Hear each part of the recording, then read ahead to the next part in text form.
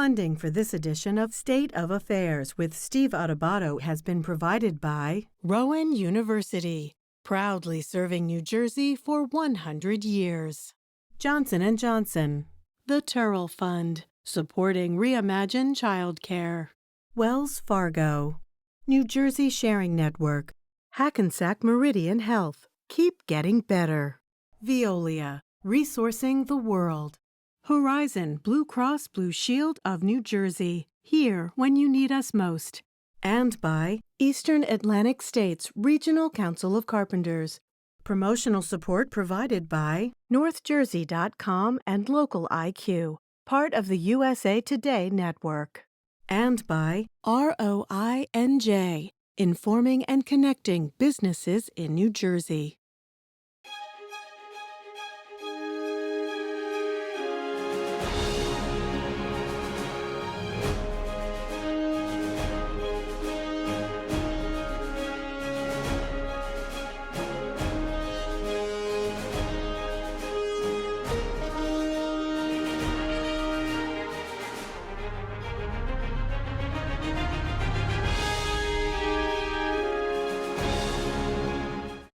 Hi, everyone. Steve Adubato. We welcome all the way from his beautiful backyard in Monmouth County, State Senator Declan O'Scanlon. He's the chief budget officer, Republican Party in the Senate. How you doing, Senator, and how's your yard? I'm doing really well. So is my yard. I'm clinging to summer. I will refuse to let it go as long as I possibly can. We better not air this in November when it's a lot colder. We're taping this at the end of September. Do this for us. I want to talk about a few different things with you, but you have said publicly, you actually said this in a Paul Mulshine column. Check out NJ.com, Star Ledger, still actually in print. Check out NJ.com. He says, the quote, the Democrats need to defund a wind power plan and which ruins our view and raises taxes. And you're quoted in here as saying, this is great, Declan. The Democrats are running scared, said Senator Declan O'Scanlon. You're in Monmouth County, as we said. We're going to run on energy issues in this campaign. What energy issues are you going to run on, and why is that so compelling in your mind? Well, it's not just my mind, but the voters as well are telling pollsters that they care about our energy policy. The ridiculous half-baked energy master plan that the Murphy administration put out quietly a couple of years ago is a mess. It doesn't account for the cost to upgrade our grid. It doesn't account for the cost that everyone will have to spend to upgrade equipment in their houses, and the additional costs of energy that will happen because of that plan. I'm not saying that we don't care about the environment. I'm not saying we may not have to transition to more to relying on the electric grid for more things, and that might not be beneficial. What I am saying is we have to be honest with the people. The current energy master plan is a ticking time bomb of dramatically increased costs for utilities, dramatically less convenient availability of energy to run our cars, et cetera. So it's a real issue, and it's one that voters should be concerned about. And it's one Republicans are not radical about this. We're not saying to help with the environment.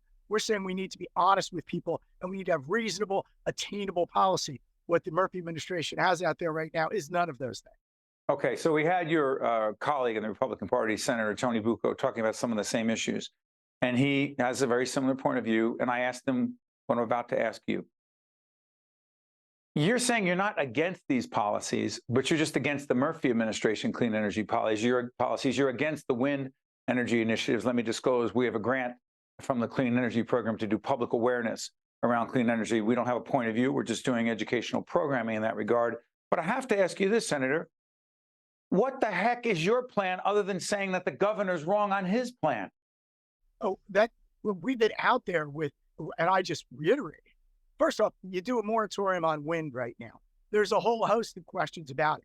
Whether you believe that offshore wind activities are affecting whales and dolphins or not. There's no scientific evidence of that, Senator. Respectfully, I know that's I hate to call it a talking point, but I don't know what else to call it. Where is the evidence that wind turbines are, quote, killing whales? Actually, and I will side with you on that. There is no evidence that wind turbines are killing whales. However, it's the other side can't say that they know definitively that some of the activities of offshore wind, because we don't have turbines yet, some of the preparatory activities of offshore wind might be affecting whales and dolphins, et cetera. But you're right. We don't know. It's not definitive. And there are people on my side of the aisle saying they absolutely know or believe that those activities are causing those deaths. I don't go that far. I believe both sides don't know what the hell's causing the whale and dolphin deaths. And a short moratorium to see if those activities are the culprit seems perfectly reasonable to me. Okay, but you also have argued the cost. And I mentioned this in the Senator Bucco interview as well, that the tragic passing of the president of the Board of Public Utilities, Joe Fiordaliso, one of the last best guy. And again, check out our series, Remember Them, where we honor and recognize people who have passed in New Jersey with a great impact. The last thing we wanted to do was do a program with my colleague, Jackie Chicarico, about Joe Fiordaliso, but he died tragically too soon. That being said, one of the last things he said, Senator, was stop the lying. And he was talking about not you specifically, but the lying and the exaggerating and the hyperbole, scaring the heck out of people, saying the governor is coming to take your stove. Not true, Senator. It's just not true. Well, hold on. And look, I just said both sides should stop the lying and the definitive statements about offshore wind. Let's talk about gas. Let's talk about electrification. Is the governor coming to take everyone's stove? Eventually, that is exactly where the policy will lead. They would, if you look at the policy and you look at the pronouncements of the people creating the policy. Now, it's true. The policy today will not take away your stove. But it is also true that if you take the policy desires of the people making it currently today, they absolutely would remove gas appliances from homes going forward. They would, Steve. There's no question. But you think they would? Honest. Okay, I'm sorry for interrupting, Senator. There's a little delay. Right. But to say that in ads, and I'm not saying you're responsible for these ads, but you're benefiting from these ads. The Republicans running, and this, by the way, November 7th, there's a legislative election. All 120 seats are up. The Republicans are salivating, including the senator. He sees the opportunity on this issue and on issues of parental rights, which we'll talk about in a minute, as it relates to children in public schools. It's just not true that the governor, I'm not here to defend the governor, he's not taking anyone's stove. They might down the road, with people involved, change the policy to go from voluntary to mandatory. That's not actually where we are today, Senator, correct? Well, that is correct. But to be fair, Steve, the logical conclusion of these policies is exactly that. They're already talking about the indoor air pollution from, what stoves still have a pilot light. It's if you're honest from both perspectives, they would actually eventually, not too far down the road either, want to remove your gas stove and other gas appliances, and reliable ones, and replace them with a much less reliable set of appliances dependent on an electric grid that needs billions of dollars of upgrades if we're going to eventually get there. So, Senator, parental rights. Put this in perspective. What is the issue regarding parental rights as it relates to their children in public schools, and what the parents should or should not do or do not know about their children, and what their children say about their gender, their sexual orientation, please? This is another area where there's been, I think, on both sides, exaggeration. Certainly on the left, on the policies that exist right now. You have the administration put out a policy that they suggested was mandatory, that schools are prohibited from sharing virtually any facts about their children, and certainly their sexuality, and they're wrestling with such issues with parents. So they come up with this policy. School boards reacted to it by actually implementing real policies, and suddenly the administration has a problem with it. The left is grossly exaggerating the policies as they exist. Middletown is where I'm most familiar with. There are blatant lies and misrepresentations being told by numerous people about that policy, which is a very reasonable one. A child can, a male child can dress like a female, can ask to have his name changed to a female name, can talk to teachers. It is not, can do all that without any parental notification. It is not until and unless they want to change a formal document or have a public accommodation, like start using, girls' bathrooms, when there might be communication with parents. It's a pretty reasonable policy. Parents agree with Republicans on this, and the left is exaggerating and blatantly misrepresenting what that policy does. This is State Senator Declan O'Scanlon, been with us many times. Check out previous interviews. You'll see the website, steveadubato.org. He's the Chief Budget Officer. Thank you, Senator, for joining us. We appreciate it. Talk to you soon. Thanks, Steve. You got it. Stay with us. We'll be right back. To watch more State of Affairs with Steve Adubato, find us online and follow us on social media. PSE&G is building the utility of the future. A future where people use less energy, and it's cleaner, safer, and delivered more reliably than ever. We are modernizing to lower emissions, support more renewables and electric vehicles, and reduce outages. And we are empowering our customers. At PSE&G, we are powering progress.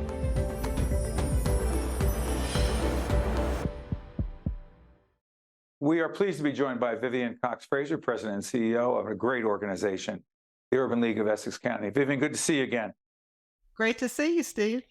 As we put up the website of the Urban League, tell everyone what the organization is and the impact it has every day. Sure. Well, the Urban League is a social service and community development organization. Since our founding in 1917, our mission has been to help African Americans and other disadvantaged residents achieve social and economic advancement. And we are, as I said, a comprehensive social service and community development organization, and we offer relevant programs and services in education, employment, housing, and economic development that empower communities and change lives. Let's talk about home ownership, particularly in the city of Newark. Where are we with home ownership? What progress have we made, and what do we need to do to increase the opportunity for people to own their own home, please? Sure. Well, much like many cities across the country, there is certainly a crisis in affordable housing for families, from rental options as well as home ownership options. And certainly with rising interest rates and issues surrounding affordability, many families find themselves locked out of home ownership. And in Newark, the home ownership rate is, I guess, over 70% of residents are renting. And that has serious implications for the stability of communities and importantly, of families. So our work really is about helping people get their stake in their communities, and that's through home ownership. As you were talking to our producers, you talked about housing counseling services. What exactly are we talking about? What services are we talking about? So the Urban League, we have a HUD-approved housing counseling program. That's Housing and Urban Development. I'm sorry for interrupting. A federal agency, Housing and Urban Development, please. Yes. And the services range from rental assistance all the way to home ownership and first-time home buyers programs, as well as also foreclosure mitigation. So it ranges the whole home ownership or housing continuum. So many people may come into the Urban League looking for rental assistance, and certainly in COVID, we had a significant increase around people with the threat of eviction through the crisis, but also all the way through home ownership. We have programs around first-time home buyers, as well as post-purchase programs, because many people who begin to purchase homes haven't had the experience of actually maintaining homes. So we have classes in that. And then for some of the programs that we have, the houses that we're building, they're multifamily, they're 2 and 3 family homes. So we also have classes in landlord-tenant law so that people can also get the experience of being landlords. So it ranges from the continuum. So Vivian, put this in perspective. For those of us who are blessed enough, fortunate enough to own a home, we know that while it's challenging in a lot of, you talk about maintenance, I don't even want to go there, upkeep, but how fortunate we are to own our own home, as challenging as that may be for many folks, given the high cost of living in this state, and et cetera, et cetera. From your perspective, particularly in urban areas like Newark, what do you believe the impact is on a person, on a family, when they own a home? Well, I can speak of even my own experience. My parents were like many of the families that we work with here in Newark. I tell everybody, my father had a 3rd grade education. He learned a trade. He started a business. He worked like a dog, and his daughter got Ivy League education. That's But my right. mother was a nursing assistant, okay? And so when I graduated from college, my mother graduated from college with her nursing degree, but she had been a nursing assistant. So I really understand, how to help families move and advance economically. And home ownership is key to that. So most families, it doesn't matter your race or where you live, they have their wealth in their homes, right? So home ownership is key to actually addressing the racial wealth gap and also intergenerational poverty. So being able to have home ownership really is about creating a better future for yourself, for your family, and for the next generation. And so even the families that we serve here in Newark, when they come in, we used to serve people in our home ownership program. They were different than the people who came in for rental assistance because people that came into home ownership were already thinking that they could become homeowners. And what we've done is really sort of shifted that model to say, you may be renting today, but we want you to understand that you can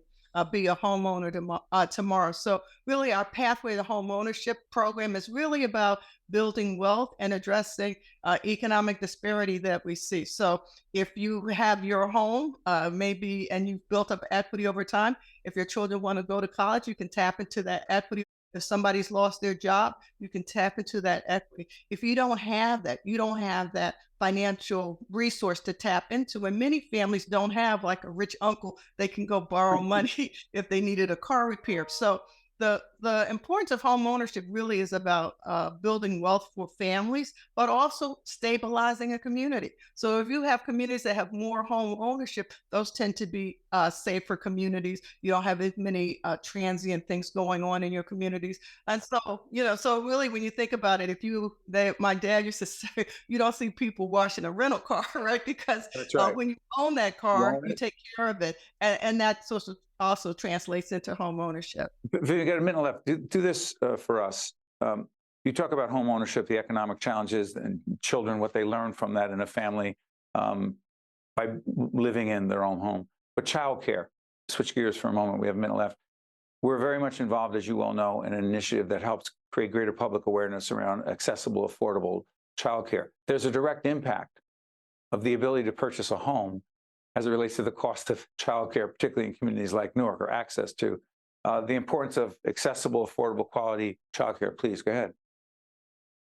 Well, I think when you say lower income families, every expense that they have, it takes away from the amount that they have to save. And so really, if families can't work and they have to stay home, we saw that in COVID, many women started taking off, left their jobs during COVID because they needed to take care of the children. So if you don't have adequate, affordable, high quality childcare, you can't work. And being able to work is really an economic priority for most families.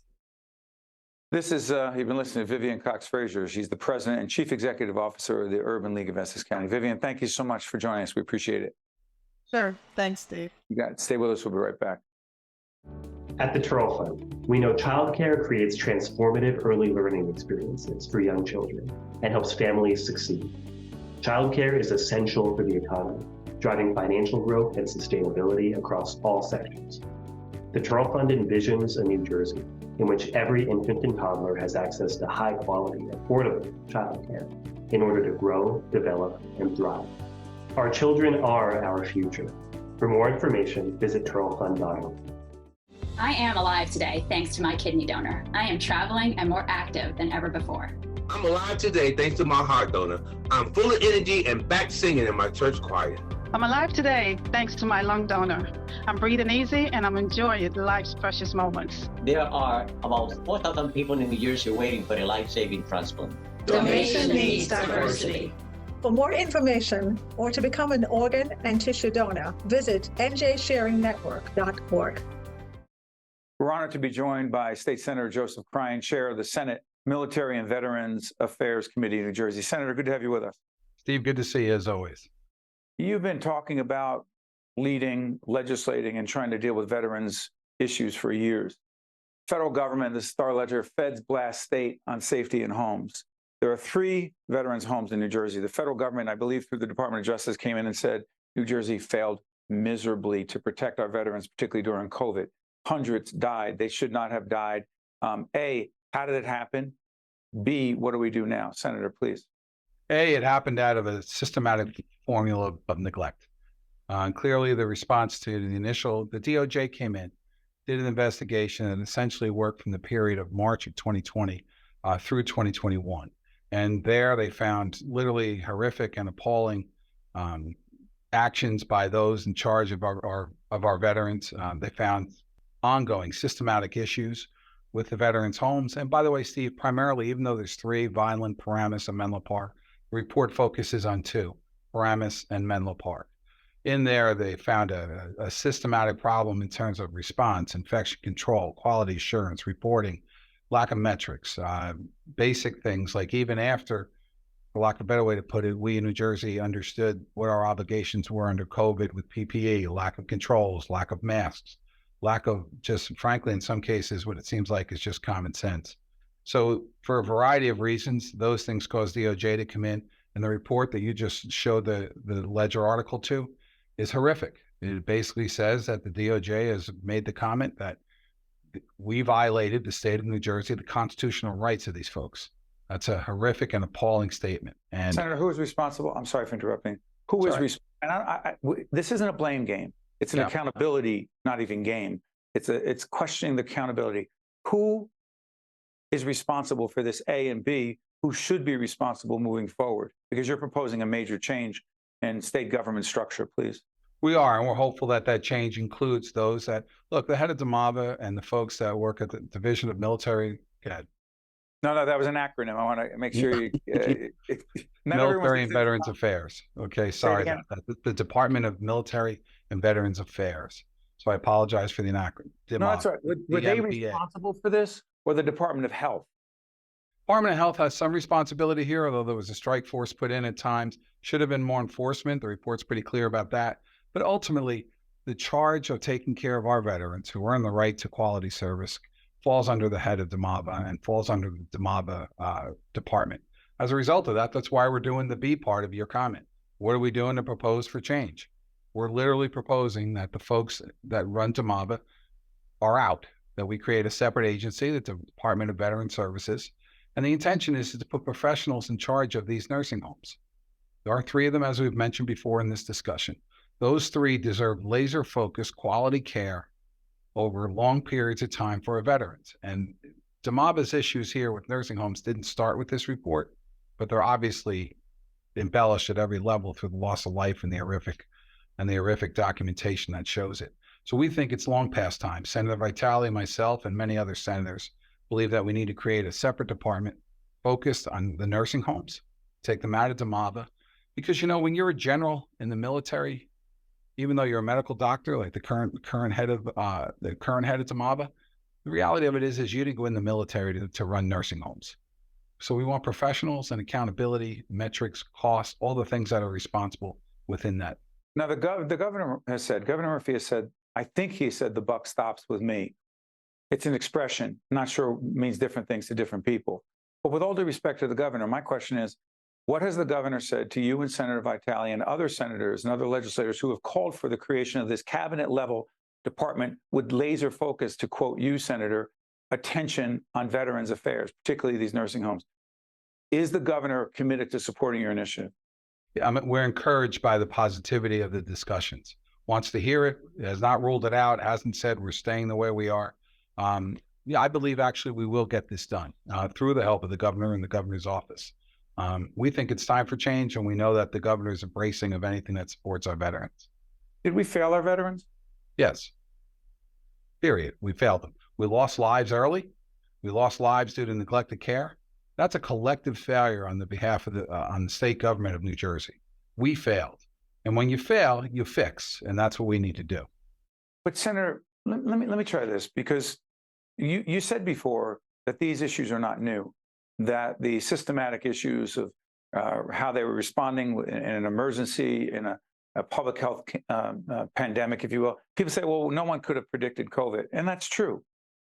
But in veterans nursing homes and in nursing homes, and trust me, go back and look at the interviews I've done with Governor Murphy. I've asked him several times about that. And the governor's response is, we couldn't have known. We trusted the nursing homes. We trusted the nursing homes to do what they said they were going to do and segregate those with COVID from those who did not have COVID. That's not what happened. So my question is, could we have seen this coming, Senator? And it's not about blame again, but shouldn't and couldn't have we seen this coming for those who we say we honor their service to our country? This seems, in the eyes of many experts, quite predictable. There were and much documentation over the years about particular issues in the nursing homes, the veterans nursing homes. There were. So because it frankly came to a head with the nightmare called COVID, yes, the answer to that is yes. Yes, we should have seen it coming. Should we have done something earlier? Yes, we absolutely should have. System controls, Steve, infection controls, quality assurance were all things that didn't come up just as a result of COVID. They were there in place. And maybe the most horrific part of the report for me is where DeMava didn't exactly cooperate with these folks when they came in. You've got to take an opportunity to work with what you have and fix it. And that's what's been frustrating. But we knew. Of course we knew. Senator, before I let you go, shifting gears dramatically in the minute or so we have left, we're involved in an initiative, Reimagine Childcare, looking at the importance of accessible, affordable childcare. And it's also its impact on the economy and people's ability to work. Your commitment to quality, accessible, affordable childcare. And by the way, check out our interview with Senator Teresa Ruiz in this regard. Talk about it, Senator. Oh, incredibly important. And, as someone who's, for example, today, where I work, I have 216 employees. I used to be the sheriff in Union County, had over 250 employees. You watch people not come to work over the lack of ability sometimes because their child couldn't get the access to the kind of supports, healthcare, and things that they deserve. No, it's a societal issue that not only needs to be addressed, but it reflects what's important in us, the next generation and their opportunities. You've been listening to Senator Joseph Cryan, chair of the Senate Military and Veteran Affairs Committee. I promise, Senator, this will not be a one-off segment on these veterans nursing homes. We'll be back to visit again. Thank you for joining us. We appreciate it, Joe. Always good to see you, Steve. Folks, this is a message I want to deliver to all those who may or may not have known of Joe Fiordaliso, the head of the Board of Public Utilities, who passed way too soon. A public servant, someone who served in government for many years, a former public school teacher. He cared deeply about making a difference. He cared deeply about climate change. Whether people agreed or disagreed with him, he always did it in a classy way as a gentleman. Could disagree without being disagreeable, if you will. He will be missed. A great public servant, a life well lived. Rest in peace, our friend Joe Fiordaliso.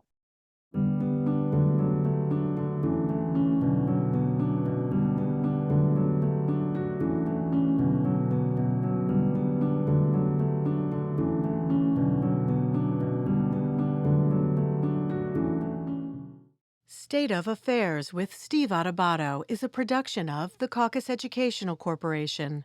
Funding has been provided by Rowan University, Johnson & Johnson, the Turrell Fund, supporting Reimagine Childcare, Wells Fargo, New Jersey Sharing Network, Hackensack Meridian Health, Veolia, Horizon Blue Cross Blue Shield of New Jersey, Eastern Atlantic States Regional Council of Carpenters, and by these public-spirited organizations, individuals, and associations committed to informing New Jersey citizens about the important issues facing the Garden State, and by Employers Association of New Jersey.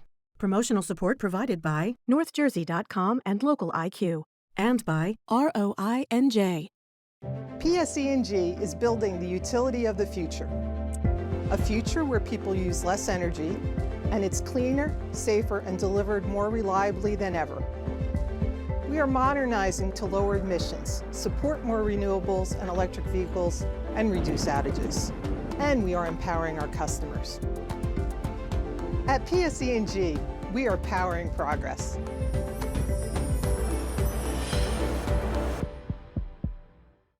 At the Turrell Fund, we know childcare creates transformative early learning experiences for young children and helps families succeed.